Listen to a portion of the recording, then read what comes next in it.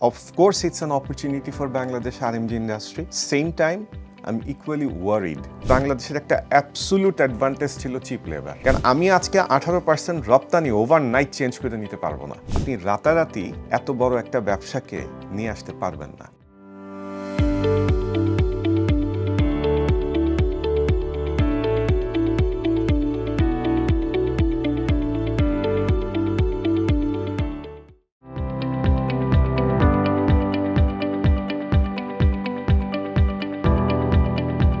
International acquisition, মার্জার্স, diversification দেখেন বিজনেসের। এইটা বড় বড় কোম্পানিগুলোর কিন্তু একটা স্ট্র্যাটেজির অংশ। এই প্রিভিলেজ নেওয়ার জন্য এই ধরনের ডাইভার্সিফিকেশন কিন্তু হবে। আমি মনে করি যে ইনভেস্টমেন্ট আসতে পারে, কিন্তু দেখেন যে কোনো ধরনের ইনভেস্টমেন্টকে সিকিউর করার আগে আপনাকে মাথায় রাখতে হবে যে ইনফ্রাস্ট্রাকচারটা আমি দিতে পারতেছি কিনা। So energy is a big crisis, এটা নিয়ে বাংলাদেশ সরকারের কাজ করা উচিত। দুই হচ্ছে logistics.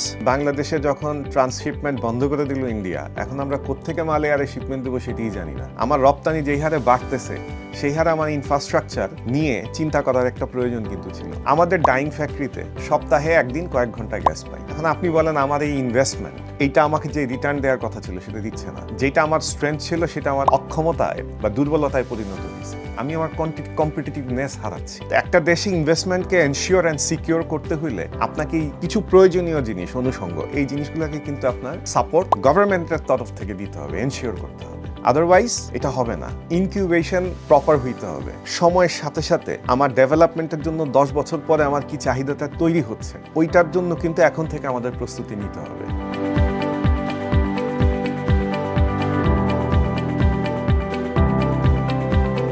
Of course, it's an opportunity for Bangladesh RMG industry. Same time, I'm equally worried যে আমরা আসলে যেহেতু আমাদের ব্যাকওয়ার্ড লিঙ্কেজ একটা লিমিটেশনস আছে, সো একটা অপরচুনিটিকে ক্যাপিটালাইজ করতে হইলে, কাজে লাগাইতে হইলে যে স্ট্রেংথটা থাকা দরকার সেটা আমরা এখনো আসলে সক্ষমতা অর্জন করতে পারি নাই। এক্সিস্টিং ক্যাপাসিটিকে কেটার করবার জন্য আমরা প্রতিনিয়ত কিন্তু একটা এনার্জি সেক্টরের একটা ক্রাইসিসের মধ্যে দিয়ে যাই। ভারত কিংবা পাকিস্তান কিংবা ভিয়েতনাম কিংবা কাম্বোডিয়া এই সুযোগটাকে কাজে লাগাতে পারবে কিনা, কারণ তাদেরও কিন্তু আমাদের মতো সীমাবদ্ধতা আছে। আপনি রাতারাতি এত বড় একটা ব্যবসাকে নিয়ে আসতে পারবেন না। এখানে খুব মস্ত বড় একটা চ্যালেঞ্জ কিন্তু রয়ে গেছে। আজকে থেকে 4 বছর পরে যদি কোনো কারণে আমেরিকান গভর্নমেন্ট চিন্তা করে যে আমি ট্যাক্সটাকে রিস্ট্রাকচার করবো বা কোনো ধরনের একটা নেগোসিয়েশন তৈরি হয়, তাহলে এই আনসার্টেনিটি নিয়েও আপনি আসলে ইনভেস্টমেন্টে যাবেন কিনা। আমি পার্সোনালি মনে করি it's a big time opportunity, কিন্তু এই অপরচুনিটি আমরা কতটুকু কাজে লাগাইতে পারবো এটা কিন্তু একটা বড় ধরনের প্রশ্নের বিষয়।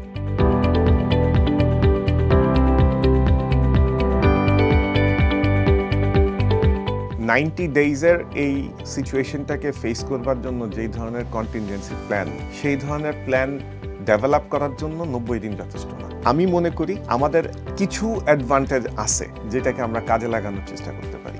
দেখেন, একটা ইকোনমিক টার্ময়েলের মধ্যে দিয়ে যখন সারা পৃথিবী যাচ্ছে, আমেরিকার কনজিউমাররা অর্থনৈতিকভাবে তার হাউসহোল্ড বাজেটে ওই পরিবর্তন আনতে পারবে কিনা যে এই অতি মূল্যে বা চড়া মূল্যে জীবনযাপন করার জন্য। এইটা কিন্তু আমি ব্যক্তিগতভাবে মনে করি যে এক ধরনের বেনিফিট আমাদেরকে দিতে পারে। America May reconsider the entire reciprocal tariff. আমি মনে করি BGMEA as a trade body এবং বাংলাদেশের মিনিস্ট্রি অফ কমার্স এবং পররাষ্ট্র মন্ত্রণালয় এদের সমন্বিত একটা প্রয়াস থাকার দরকার আছে to negotiate the matter with the American authority. কারণ আমি আজকে 18% রপ্তানি ওভারনাইট চেঞ্জ করে নিতে পারবো না। আমি মিডল ইস্ট মার্কেট নিয়ে চিন্তা করবো, আমি এশিয়ান মার্কেট নিয়ে চিন্তা করবো, আমি ইউরোপীয় বাজারে আমি রপ্তানিকে বৃদ্ধি লাভ করাবো। এটা আসলে ওভারনাইট হবে না, বিকজ প্রত্যেকেরই একটা সাপ্লাই চেইন আছে। রাদার এখানে ট্রেড বডি সরকারকে সমন্বিতভাবে আমেরিকার সঙ্গে ব্যাপারটাকে নেগোশিয়েট করতে হবে।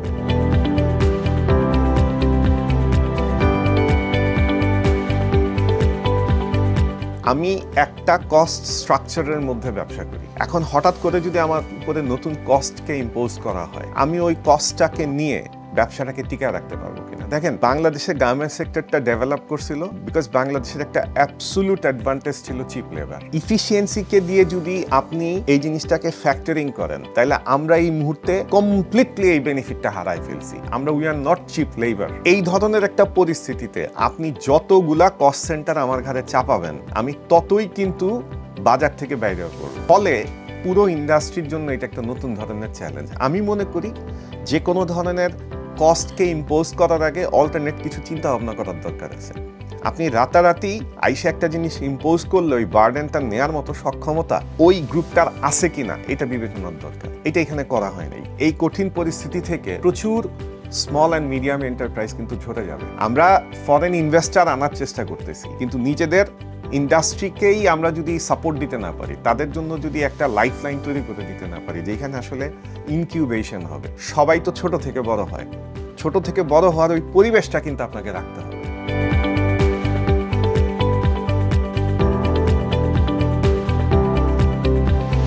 আমি মনে করি যে বিজিএমইএ চাক না চাক, বিজিএমইএ-কে এই আমেরিকান যে ট্যারিফ, এটা নিয়ে আসলে কাজ করতে হবে।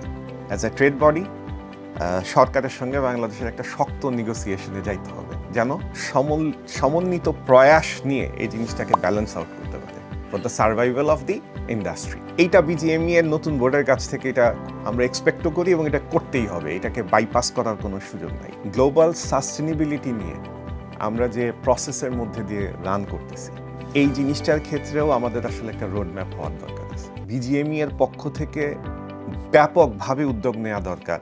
Man behind the machine can makes the difference. আমরা এমন একটা ইন্ডাস্ট্রি আরএমজি যেটা আমাদের দেশে টিকে আছে বিকজ অফ হিউম্যান লেবার। এই হিউম্যান লেবারের ইফিসিয়েন্সি কিভাবে এনহ্যান্স করা যায়, এটা নিয়ে আসলে আমি মনে করি ব্যাপক কাজ করার দরকার আছে।